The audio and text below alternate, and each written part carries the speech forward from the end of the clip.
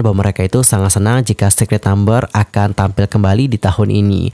Ini hanya akan jadi kesialan terburuk dalam hidupnya Jennie. Halo semuanya, welcome back lagi to my YouTube channel bersama dengan aku, Yusril Kim. By the way, yang nonton gimana nih kabarnya hari ini? Apakah dalam kondisi yang baik-baik saja? Well, aku harapkan seperti itu ya. Dan untuk kalian yang mungkin dalam kondisi nggak baik-baik aja nih, tetap semangat ya, don't give up. Nah guys, dalam video kali ini seperti biasa, kita itu akan membahas tentang topik-topik yang lagi rame banget diperbincangkan dan tentunya sangat sayang banget untuk dilewatkan. Jadi supaya kalian nggak ketinggalan informasi apapun nih atau nggak mau jadi orang yang kudet, langsung aja subscribe YouTube ini sekarang juga. Dan tanpa banyak bacot lagi, ya udah langsung aja kita bahas seperti apa berita selengkapnya.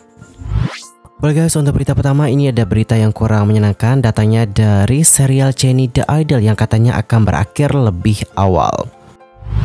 Serial HBO The Idol yang menampilkan Jennie Blackpink dalam debut aktingnya telah mengumumkan akhir yang lebih awal setelah hanya 5 episode, dikarenakan rating penonton yang buruk dan kontroversi seputar kontennya. Pada awal sih untuk serial ini itu akan berjumlah 6 episode.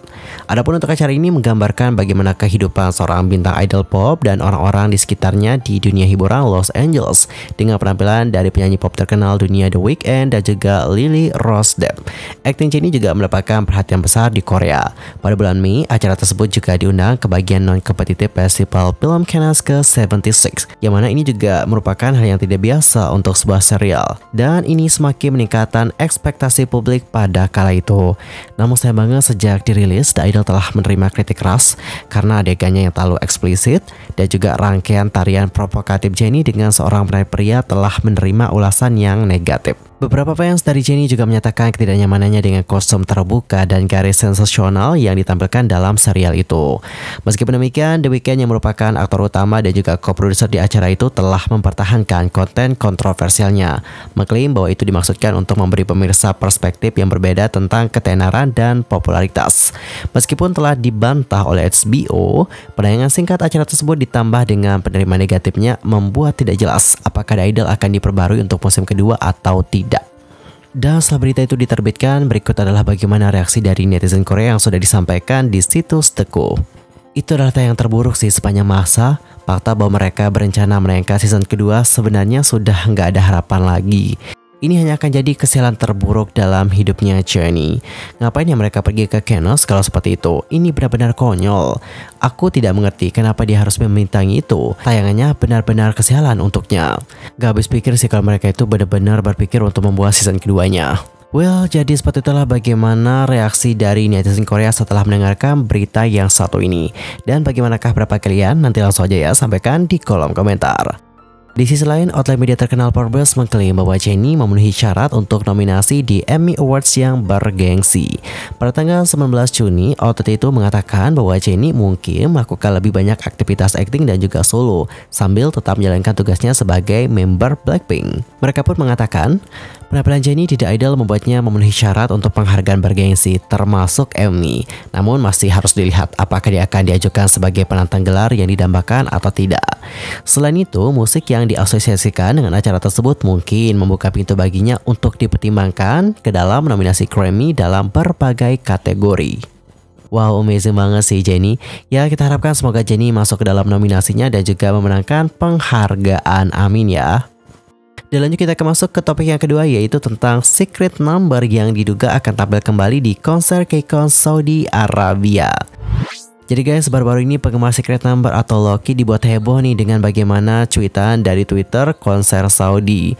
Dalam keterangannya, akun itu mengatakan bahwa untuk konser KCON akan kembali hadir nih di Saudi Arabia pada bulan September mendatang.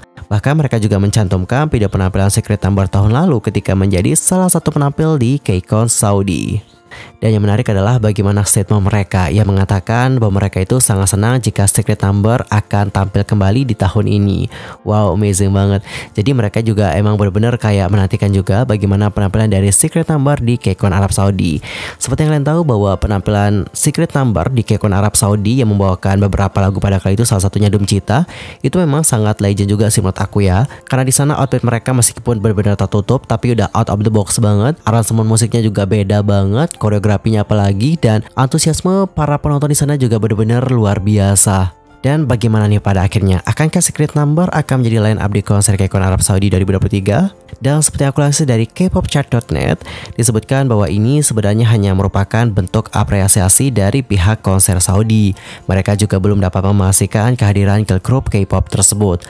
Mereka hanya berharap agar Secret Number bisa kembali lagi ke Arab Saudi untuk melakukan pertunjukan yang spektakuler. Karena pihak KCON sendiri belum mengkonfirmasi nih bagaimana keterlibatan Secret Number dalam acara mereka untuk tahun ini. Namun para penggemar sangat berharap akan keikutsertaan idol mereka dalam konser yang sangat dinanti-nantikan itu. Banyak yang meminta kepada pihak KCON agar memberikan Secret Number kesempatan lagi untuk tampil di acara global mereka. Di sisi lain, Fine Entertainment telah membuat program yang berjudul Dita Chart Show. Dan acara dari Dita ini merupakan sebuah acara berita terbaru yang menayangkan acara musik dari 3 saluran penyiaran publik di Korea. Dan untuk 3 saluran penyiaran publik di Korea sendiri diketahui adalah KBS, MBC, dan juga SBS. Mulai dari K-pop Music Chart hingga K-pop secara umum. Dan pada episode pertama Dita Chart Show, Dita ditemani oleh Zoo sebagai penerjemah ke dalam bahasa Korea dan Dita sebagai pembawa bahasa Indonesia. Untuk percobaan, Dita Secret Number masih mengadakan 3 episode nih. Dan untuk episode selanjutnya dilihat dari perkembangan para penonton. Jadi jangan lupa nih untuk ramaikan program yang satu ini. Dan guys, untuk topik terakhir kita akan membahas tentang video seks pemain sepak bola yang bernama Hwang Ui-jo dijual di media sosial. Kontroversi baru-baru ini yang melibatkan Hwang Ui-jo yang merupakan anggota tim sepak bola nasional dan juga pemain Seoul FC semakin memburuk. Sejumlah video dewasa yang diduga menampilkan bintang sepak bola tersebut kini disebarluaskan di internet dan ini memperkuat kontroversi seputar dirinya. Sebelumnya, pemain sepak bola ternama itu menuduh dirinya menjadi target revenge porn. Revenge porn sendiri adalah sebuah tindakan jahat di mana konten intim diedarkan sebagai bentuk pembalasan setelah hubungan mereka berakhir. Kemudian pada tanggal 25 Juni, agensi dari Hwang Ui-jo yakni UG Sport turun ke media sosial untuk merilis pernyataan yang mencela rumor yang tak berdasar dan cercaan seksual yang menargetkan kehidupan pribadi dari Hwang Ui-jo. Pernyataan itu juga menyerukan penyelidikan terhadap individu yang bertanggung jawab atas penyebaran dan pemalsuan tuduhan tak berdasar tersebut. Secara bersamaan, pernyataan tersebut mengklarifikasi bahwa semua konten yang saat ini berada di media sosial nggak benar, menekankan niat mereka untuk mengambil tindakan hukum yang tegas terhadap penyebaran materi yang diperoleh secara ilegal yang melanggar privasi pemain dan menodai reputasinya. Orang yang bertanggung jawab atas kebocoran media sosial tersebut melontarkan tuduhan terhadap pemain sepak bola itu, mengklaim bahwa ia memiliki rekaman kamera tersembunyi dari pertemuan seksual mereka. Serta ia juga mengklaim nih bahwa dia itu punya foto sama video yang diperoleh secara ilegal yang disimpan di perangkat selulernya. Jika terbukti benar, Hwang Ui-jo berpotensi menghadapi konsekuensi hukum. Dan orang di balik pembocoran tersebut yang diyakini sebagai mantannya Hwang Ui-jo menegaskan bahwa ada banyak video dan foto di ponsel Hwang Ui-jo yang diperoleh dengan menipu dan juga memanipulasi banyak wanita. Wow, kaget juga sih. Dan saat ini postingan asli dari pembocor di Twitter telah dihapus. Namun untuk foto dan video kehidupan pribadi Hwang Ui-jo menyebar dengan cepat secara online. Di berbagai outlet media sosial, video vulgar dari Hwang Ui-jo dijual dengan harga 2.000 hingga 3.000 Korea won.